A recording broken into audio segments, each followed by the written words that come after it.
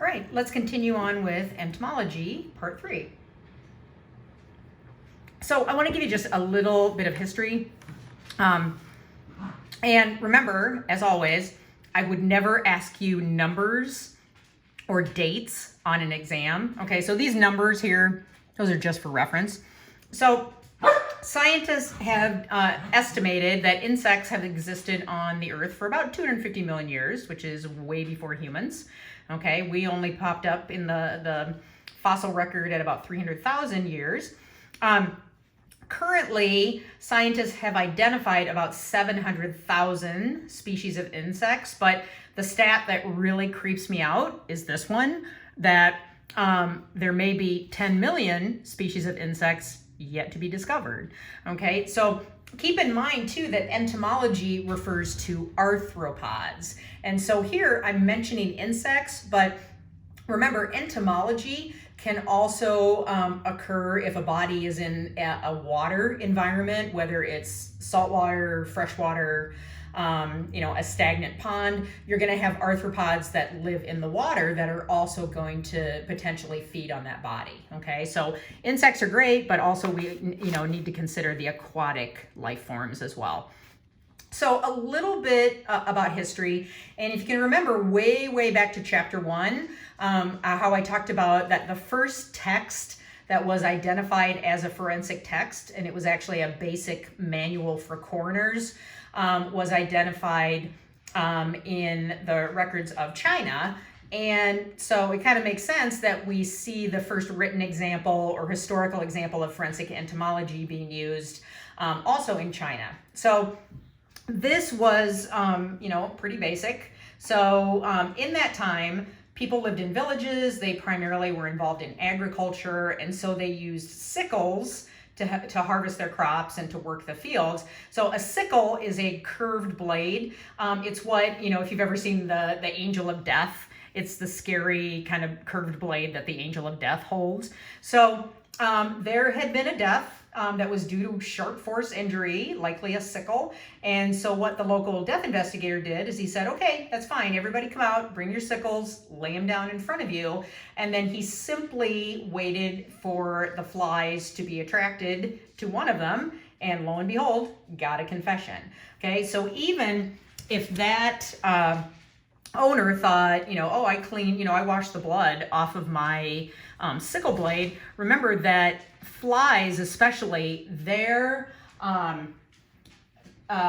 senses of smell are so incredibly sensitive that, you can think you washed everything off, the flies are still going to find something. I actually had a case similar to that in Chicago where a husband dismembered his wife with a chainsaw that he had rented from Menards, and lo and behold, didn't clean it well enough. And so flies were attracted to it. Also, he really didn't clean it, and so it was also, stinky too. But yeah, so clean your chainsaw if you're going to dismember someone, or better yet, don't dismember anyone. Okay, here's another example of forensic entomology, and actually this kind of delves off into post-mortem artifacts from bugs, which I'm going to tell you about. So this was a case around the turn of the 20th century in Germany, and it sounds horrific, but keep in mind, people were living in poverty. There was no healthcare. There were no antibiotics. So, no indoor plumbing, no public health. So yeah, things were pretty awful. And if your baby survived past its first year of life, that was, you were pretty lucky. Okay. Infant mortality was incredibly high. So in Germany, there is a child that dies, a natural death due to, sickness, infection, whatever. Mom goes out to make funeral arrangements. When she comes back, she sees the child covered with cockroaches, which once again sounds horrific, but unfortunately we see things like that still happening today. So when the police come to collect the body, they notice all of these abrasions that look like the child has been beaten to death. And so, mom is arrested, and her story is, my baby died naturally. I just left to make funeral arrangements. The roaches were there, but I did not hurt my child. Okay, so luckily, there was a local doctor, probably associated with the local medical school. He decided to do an experiment. So he took, probably what was a surgical specimen, put it in glass with cockroaches, let them sit there and do what roaches do for the same period of time that mom said she was away from the baby's body. And then after that flesh dried out, lo and behold, there are the abrasions, okay? So it actually validated the woman's story. She did not murder her child. It was post-mortem artifacts due to cockroaches. So let me talk about that just a little bit and show you some examples. So if we look at this, this is a child's arm at autopsy, and you can see these, what are abrasions, and they look like scratches, like was this child, attacked and someone scratched them? What happened? Well, first of all, if you look at these closely, and this is very easy for a pathologist to determine, is that even though these wounds look a little red, they're not actively bleeding. Okay, and they can certainly do that also by taking a sample and looking at it underneath the microscope. If the wounds were made and there's no bleeding into adjacent tissues, so there's no hematoma, what that means is that the heart was not beating when these abrasions were left, and so they were inflicted post-mortem. And the other thing that hints at this being insect activity is, especially if you look in this one, you'll notice it's kind of a trail, and that's often seen when bugs, they're walking along and they basically bite as they walk along. And so you do tend to see these linear looking tracks, but definitely happen post-mortem. Doesn't make it any less awful, but at least the child was not alive. Okay, so here's one. When I looked at this, and what you're seeing is an adult male torso, so here's his belly button. He obviously was wearing underwear or shorts or something. But when I looked at that, I thought, oh my God, is that shotgun stippling? But then I thought, oh, there has to be more damage to the tissue. Once again, these abrasions look red, but there's no blood coming off of them. If they're looked at closely or under the microscope, there's no bleeding into adjacent tissue. So it's basically the top layer of tissue being eaten away, and that's why the red part is exposed. So what this was is a person who had died, and then this is postmortem activity due to fire ants, which thankfully we don't have those in Iowa. This is why when people ask me, why do you live someplace where it's cold? I'm like, we have fewer bugs, okay? Because I've heard fire ants, which are common, from the Carolinas on south, are pretty gnarly and can leave horrific bites that really hurt. So yeah, this was post-mortem artifacts due to fire ants. Okay, here is another example. And once again, no active bleeding on any of these abrasions. And this really shows the linear, way that these wounds are inflicted. So it's basically the bugs just kind of walking around and, taking a nibble wherever they kind of feel like it. And I want to show this, even though it's not entomology, but this is also common with rodents. Okay, so I know this looks horrific. Okay, this is an elderly woman who died of natural causes, but lived in an apartment building where there were mice, and the mice came in and, fed a little bit and took away the top layer of tissue. But notice no dripping blood, no hemorrhage into adjacent tissues. This is an example, if you can remember back to the LA County Coroner video, where one of the investigators, when he was looking at a homeless person, said, be careful, this person might have a rat down the mouth. This is an example of that. So the rat is actually inside this person's torso, and these are marks. Probably I'm certain there's some insect activity in there too, but these are marks and abrasions that can be left from basically the rodent living inside the person's torso. And I know that is the grossest, most horrific thing, but if you look at it from a purely biological standpoint, that's a really great environment to eat, or to live in for a rodent, because first of all, you're protected from the environment. So you're protected from predators, and at least for a while, it's going to be pretty nutrient rich in there. So there's plenty to eat. So yeah, just because it makes sense biologically doesn't mean that it's not absolutely horrible. So let me cover some basic entomology terminology, and then we'll get this video uploading. So remember, entomology is the study of arthropods, okay? And one of the things that sets arthropods apart is they do not have an internal skeleton. So they are what we refer to as invertebrates, okay? They don't have an internal spinal column or skeleton. You are a vertebrate because you do have an internal skeleton. When invertebrates lay their eggs, eventually, hopefully if everything goes well, the eggs hatch, and then the stage that is then produced are larvae. Okay, so the slang for larvae is a maggot.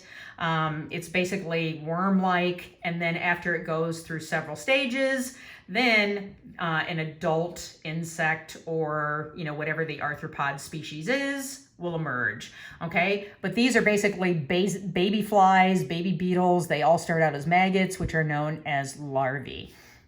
Then when the larvae go through their different stages called instars, which I'll talk about, they finally get to the point where they form a pupa. And the pupa is the stage between the largest larvae or the largest maggot and the adult. So this is where those dark brown structures that look like rodent droppings come in. Those are pupa casings. So this is where metamorphosis is happening. And then out of those pupa casings, the adult insect or arthropod will emerge.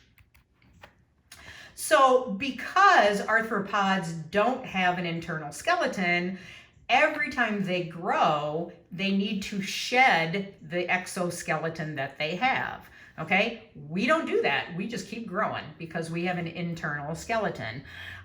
So every time let's say larvae is going to get bigger, it has to go through a molt. And the molt is when it will shed that outer layer or exoskeleton so it can then grow and move to the next stage.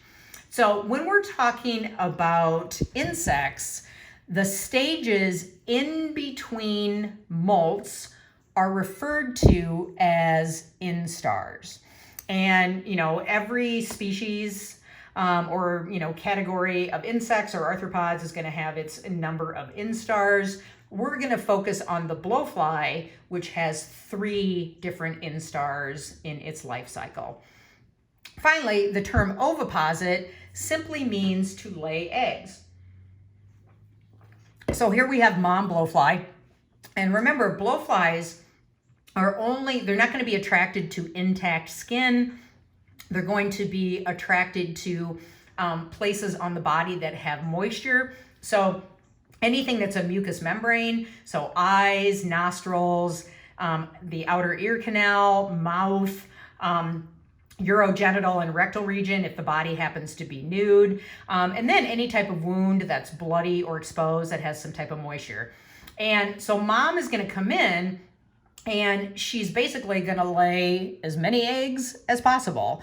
Okay, so invertebrates have a totally different evolutionary strategy than we do. So for example, a typical human normally has 1 baby at a time, and that baby develops for 9 months before being born. And so mom is going to put all of her energy and her attention into having basically 1 offspring. Okay, even when you talk about other mammals, like puppies and kittens, their litters are normally under 10.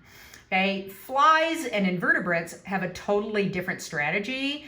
They're not putting any energy into their offspring at all. What mom does is, here, I'm going to deposit you onto a surface that has moisture, and then good luck, bye kids.